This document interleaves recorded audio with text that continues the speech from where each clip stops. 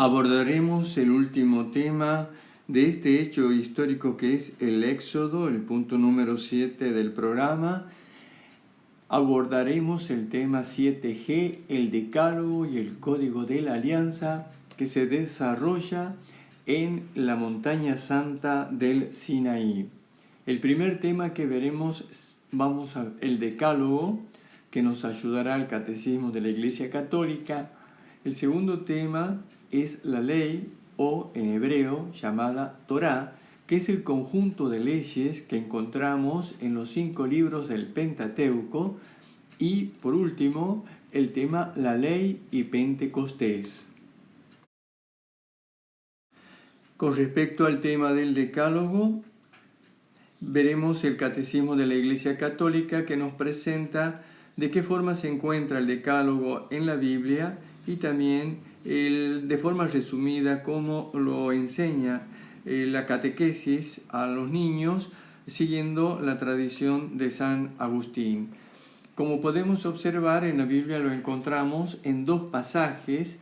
Primero lo encontramos en el libro del Éxodo, en el capítulo 20, versículos del 2 al 17, y también el Decálogo se encuentra en el libro del Deuteronomio, en el capítulo 5, del versículo 6 al 21, con algunas diferencias. Veamos comparativamente qué expresa cada uno de ellos. En el libro del Éxodo comienza diciéndonos: yo soy el Señor tu Dios, que te ha sacado del país de Egipto, de la casa de servidumbre.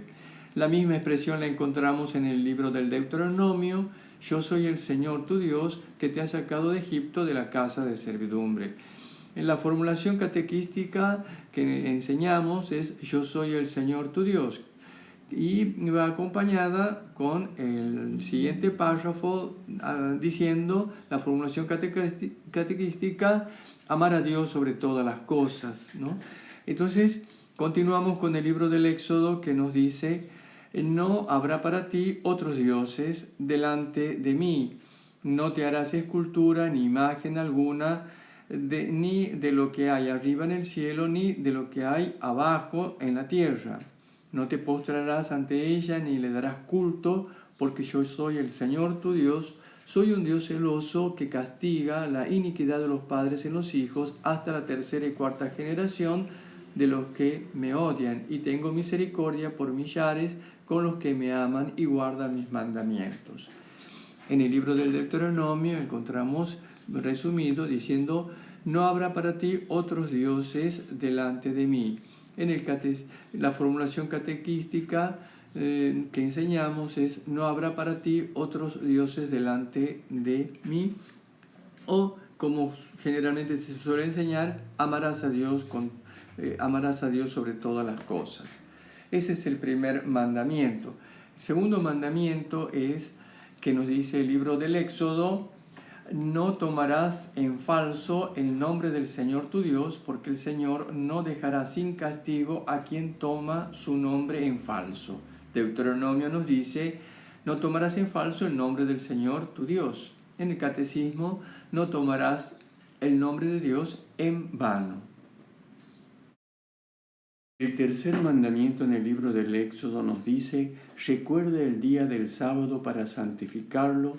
6 días trabajarás y harás todos tus trabajos, pero el 7º es el día de descanso para el Señor tu Dios.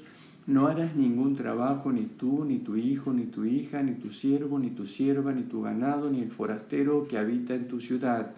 Pues en 6 días hizo el Señor el cielo y la tierra y el mar y todo cuanto contiene, y el 7º descansó. Por eso bendijo el Señor el día del descanso. En el libro del Deuteronomio nos dice, tercer mandamiento: guardarás el día del sábado para santificarlo. En la catequesis nos enseña: santificarás las fiestas. Cuarto mandamiento: honrarás a tu padre y a tu madre. Quinto mandamiento: no matarás. Sexto mandamiento: no cometerás actos impuros. Séptimo mandamiento: no robarás. Octavo mandamiento: no dirás falso testimonio ni mentiras. Noveno mandamiento, según Éxodo: no codiciarás la casa de tu prójimo. no codiciarás la mujer de tu prójimo. En Deuteronomio, no desearás la mujer de tu prójimo. En el Catecismo, no consentirás pensamientos ni deseos impuros. 10º mandamiento en el libro del Éxodo: no codiciarás ni su siervo, ni su sierva, ni su buey, ni su asno, ni nada que sea de tu prójimo. Deuteronomio, no codiciarás nada que sea de tu prójimo. Catecismo, no codiciarás los bienes ajenos. Con esto hemos visto cómo está expresado tanto en la Biblia como en la formulación catequística del Decálogo, los 10 mandamientos. Ahora veremos el siguiente tema, la ley, en hebreo, Torá. En el libro del Éxodo, luego del Decálogo, que nos encontramos en el capítulo 19 y 20, vamos a leer el Código de la Alianza, así llamado a un conjunto de normas de convivencias prácticas, donde, de acuerdo a su contenido, podemos encontrar normas referidas al derecho civil y penal. También encontramos reglas de culto y normas morales para la convivencia social. Así que después de haber leído en el libro del Éxodo el Decálogo, los 10 mandamientos, encontramos un conjunto de normas conocido como el Código de la Alianza. Normas que están referidas a la convivencia práctica del pueblo de Israel. El libro que sigue al libro del Éxodo es el libro del Levítico. Su nombre se debe a la tribu de Leví, que son todo el libro son normas cultuales referidas a la vestimenta de los sacerdotes, formas de sacrificio, tipos de sacrificios, también la construcción de la tienda donde se tiene que encontrar el decálogo, la tabla de los 10 mandamientos, en fin. Por lo tanto, el libro que sigue al libro del Éxodo es el libro del Levítico, que son normas cultuales, y su nombre se debe a la tribu de Leví, que es la tribu consagrada al sacerdocio. El libro que sigue al libro de los números, el libro que sigue al libro de Levítico es el libro de los números, que en parte contiene también normas legales. Y el que continúa el libro de los números es el libro del Deuteronomio. El último libro del Pentateuco es el libro del Deuteronomio, que prácticamente en su totalidad son normas legales, normas de la convivencia del pueblo de Israel. Todo este conjunto de leyes que encontramos en todo el Pentateuco es conocido como la ley. Todo el conjunto, tanto el Decálogo, tanto el Código de la Alianza, tanto las prescripciones de los demás libros, todo este conjunto es conocido como la ley, en hebreo la Torá. Y en realidad el Pentateuco es conocido más con el nombre de la ley, ya que digamos lo fundamental de estos libros son las leyes que Dios da al pueblo de Israel. Designa entonces la ley las enseñanzas dadas por Dios a los hombres para reglamentar su conducta. Esta ley se ha de buscar exclusivamente en estos 5 libros del Pentateuco. Los demás libros del Antiguo Testamento van a repetir lo que estas leyes se encuentran en estos 5 libros. O sea que si uno busca las leyes del pueblo de Israel, la tenemos que encontrar en el libro del Pentateuco. Encierra material de todo orden estas leyes, pues la Torá reglamenta la vida del pueblo de Dios en todas sus esferas. La ley está en íntima relación con la alianza que Dios hace con el pueblo, porque el pueblo de Israel es un pueblo elegido en el cual Dios hace una alianza, es decir, se compromete Dios como si fuese un padre con un hijo, pero el pueblo de Israel debe responder a esta elección cumpliendo las normas que Dios le ha dado. De esta manera, por lo tanto, recibe la bendición de Dios mientras se encuentra cumpliendo la ley. Si no lo hace, queda abandonado de Dios.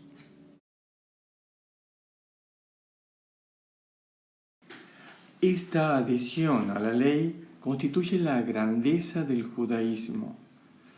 Eso es lo que van a reprochar los profetas cuando el pueblo no cumple con la ley. Sin embargo, implica también diversos peligros. El primero de ellos consiste en poner en el mismo plano todos los preceptos religiosos, morales, civiles y cultuales, sin ordenarlos correctamente en torno a lo que debería ser siempre el centro, lo que nos dice el libro del Deuteronomio en el capítulo 4, amar a Dios con todo el corazón, con toda el alma, con todas nuestras fuerzas, que tendría que ser el primero de los mandamientos. Y también, como encontramos en el Evangelio de San Mateo, la pregunta del doctor de la ley a nuestro Señor Jesucristo, ¿cuál es el mandamiento más importante? Que Jesús tiene que poner el orden a todo este sinnúmero de leyes que encontramos en el Pentateuco, diciéndonos que el primero de los mandamientos es amar a Dios con todo el corazón, con toda la fuerza y con toda nuestra alma, y el segundo es también, igual que el primero, amar al prójimo como a uno mismo. El culto a la ley, transformado en este peligro, se transforma en un legalismo meticuloso y entregado a la sutileza de la casuística, es decir, cumplimiento estricto de las normas, carga entonces a los hombres con un yugo que es insoportable de llevar. El segundo de los peligros que corre la observancia de la ley, todavía es más radical, está en fundamentar, justificarse de que uno cumpliendo estas normas tiene la gracia divina merecida. Uno cumpliendo las normas se merece la gracia de Dios, lo cual por supuesto que va a ser corregido por el apóstol Pablo, ya que la gracia de Dios es un regalo de Dios que el hombre no es merecedor de este regalo de Dios, sino que es una gracia de Dios. El hombre, por lo tanto, digamos así, esta actitud de cumplir las normas y ser merecedor es contrario a la revelación que nos da la Biblia y la corrección que va a hacer nuestro Señor Jesucristo y también San Pablo, que la salvación es un regalo de Dios, que viene, como nos enseña San Pablo, por nuestro Señor Jesucristo. Entonces el segundo peligro, todavía más radical, está en fundar la justicia del hombre ante Dios, no en la gracia divina, sino en la obediencia a los mandamientos y en la práctica de las buenas obras, como si el hombre fuera capaz de justificarse por sí mismo. ¿Cómo Jesús se comporta ante la ley? Vamos a ver que va a haber ciertas disputas referidas al sábado, referido a la pureza, de la limpieza y pureza de los utensilios que se utiliza para comer. Y todo esto hace que Jesús tenga una forma particular de comprender la ley de Moisés, es decir, la ley, la Torá, una forma particular. Por un lado, vemos que Jesús tiene cierta, digamos así, ve en el día sábado tan estricto en el cumplimiento de los judíos como que el día sábado está para el bien del hombre. Por lo tanto, la misericordia es lo que se impone ante una observancia estricta de este descanso. También vamos a ver con respecto, como les decía, al lavado de vajillas, en fin, todo aquello que implica una cierta pureza de los elementos que uno utiliza, pensando que estos quedan impuros por X motivo y que con ese lavado hay una pureza ritual en estos elementos. Y con Jesús observa que la pureza, más que buscarla en estos elementos, se tiene que buscar en el corazón del hombre, ya que desde ahí se disparan las malas intenciones de las personas, del corazón del hombre. Por eso, antes de fijarse en estas purezas rituales de los elementos exteriores, hay que fijarse en la pureza interior de la persona, donde procede las malas inclinaciones. Por lo tanto, ahí vemos una variante de la interpretación que Jesús hace sobre la ley. Sin embargo, también él fue escrupuloso, mucho más exigente en la ley, porque él viene a dar cumplimiento pleno a esta ley y pide que la justicia de los discípulos sea mayor que la de los fariseos. Eso lo encontramos en el Evangelio de Mateo, desarrollado en el capítulo 5, 6 y 7, donde la observancia sobre el no matar no es solamente un matar físico, sino también con trato grosero hacia el hermano, hacia otra persona, ya le estamos matando. Lo mismo referido al adulterio y referido al perdón, que son exigencias mucho más profundas que nuestro Señor Jesucristo es, digamos así, más detallista que la ley que vamos a encontrar en la ley de Moisés. En ese aspecto fue más exigente nuestro Señor Jesucristo en el cumplimiento de esta ley en su profundidad. Por eso entonces Jesús aporta al mismo tiempo que esta ley un ejemplo que arrastra y una fuerza interior que permite la observancia. Porque la ley en sí de Moisés son normas que en sí no tienen la fuerza para que sean cumplidas, sino que nuestro Señor Jesucristo no solamente trae una exigencia mayor, una exigencia que está centrada en el mandamiento principal, amar a Dios y amar al prójimo, sino también trae la fuerza, porque con él viene la gracia del Espíritu Santo, que es justamente la fuerza que nos va a permitir cumplir las normas mucho más profundas de la ley de Moisés. Finalmente, la ley del reino se resume en el doble mandamiento.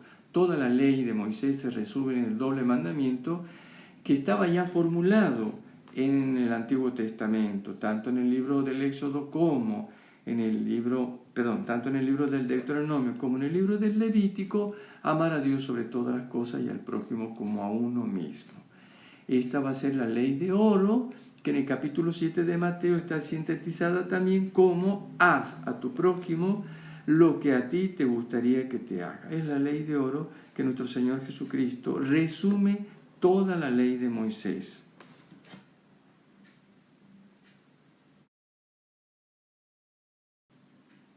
Ahora veremos el siguiente tema, que es la relación entre la ley y Pentecostés. Ya en anteriores temas habíamos comparado, hecho la relación entre Babel, la Torre de Babel, y Pentecostés. Ahora vamos a ver qué relación hay entre la ley y Pentecostés. Como sabemos, la fiesta de Pentecostés significa 50 días después de la Pascua. Esta fiesta también sufrió una evolución, así como hemos visto que la fiesta de la Pascua había sufrido un proceso en el cual comenzó siendo una fiesta de ganaderos y agricultores, pero coincidiendo al celebrar la fiesta la salida del pueblo de Israel de la esclavitud en Egipto a la libertad. A partir de ese momento la Pascua tomó un nuevo significado, que es el paso de la esclavitud a la libertad. Luego, con nuestro Señor Jesucristo, la Pascua celebrada en su pasión, muerte y resurrección, para los cristianos tomará otra vez un nuevo significado, paso de la muerte a la vida. Así también vamos a encontrar en la fiesta de Pentecostés, que su origen es una fiesta de agricultores, pero que tradicionalmente se convirtió en la conmemoración del pueblo de Israel que llegó a la montaña del Sinaí para recibir la ley, para recibir la tabla de los 10 mandamientos y todas las leyes que Dios le dio en el Sinaí, 50 días después de haber salido de la esclavitud de Egipto. Por lo tanto, el Pentecostés es una fiesta que se recuerda la ley, la entrega de estas normas divinas para que el pueblo de Israel pueda conducirse de acuerdo a las enseñanzas del mismo Dios. Son entonces esta segunda etapa. Primera etapa de Pentecostés, fiesta de agricultores. Segunda etapa es recordar la ley, es conmemorar el hecho histórico de haber llegado el pueblo a 50 días después de la salida de la esclavitud. Y finalmente, con nuestro Señor Jesucristo, celebrando la fiesta de Pentecostés, Jesús desde el Padre envía el Espíritu Santo a los apóstoles y a la comunidad orante, de tal manera que en el día de Pentecostés descendió el Espíritu Santo, y a partir de aquí Pentecostés tiene un nuevo sentido. No solamente se recuerda ese hecho histórico que el pueblo de Israel lo hace de la entrega de la ley al pueblo de Israel en el Sinaí, sino también una nueva ley, que es la del Espíritu Santo, que irrumpe en el corazón del hombre. De esta manera, vamos a ver que en la etapa del Antiguo Testamento la ley implicaba la alianza del pueblo de Israel, porque esta ley era el cumplimiento, daba digamos así, funcionamiento a la alianza que Dios realiza con el pueblo. Ahora, en el Pentecostés cristiano, con la llegada del Espíritu Santo, hay una nueva alianza. Esta nueva alianza ya no está escrita la ley en piedras, como la ley de Moisés en el Sinaí, sino que está escrita en el corazón, tal como los profetas habían anunciado, especialmente el profeta Joel, que la nueva ley ya no estaría escrita en piedra, sino en el corazón de los hombres. Desarrollemos brevemente estos temas que acabamos de decir. Entonces, en el Antiguo Testamento y en el judaísmo, Pentecostés es, con la Pascua y los tabernáculos, una de las tres fiestas que Israel debe presentarse, el pueblo de Israel obligatoriamente debe presentarse delante de Yahvé en el lugar escogido por él, para que habite en él su nombre. Así nos dice el libro del Deuteronomio. Punto número 1, el origen de la fiesta de Pentecostés es una recolección, la siega. Es un día de regocijo y de acción de gracias. Ese día se ofrece las primicias de lo que ha producido la tierra, donde se da a la fiesta el nombre de fiesta de la semana, apelación que la sitúa porque son 7 semanas después de la Pascua que se celebra esta fiesta. Como decíamos, un segundo momento de la fiesta de Pentecostés es que se va a celebrar como el aniversario de la llegada del pueblo de Israel a la montaña santa del Sinaí para recibir la ley, de tal manera que Pentecostés es el recuerdo de la ley, que fueron 50 días después de haber celebrado la Pascua al salir de Egipto. Y finalmente, con la llegada de nuestro Señor Jesucristo, la promesa del Padre de enviar el Espíritu Santo, celebrando la fiesta de Pentecostés, la llegada en forma de lengua de fuego y una gran ráfaga sobre los apóstoles y la comunidad reunida orante, comenzaron a alabar a Dios, y esta alabanza fue que reunió a toda la multitud que se había acercado a la fiesta, que se había llegado a la fiesta de distintos lugares, con entonces el significado de que con Pentecostés comienza la alabanza universal al único Dios por obra del Espíritu Santo. Lo que acabamos de decir entonces, que la antigua alianza entre Dios y Dios Señor, y el pueblo de Israel, establecida por medio de la teofanía del Sinaí, estaba basada en la ley.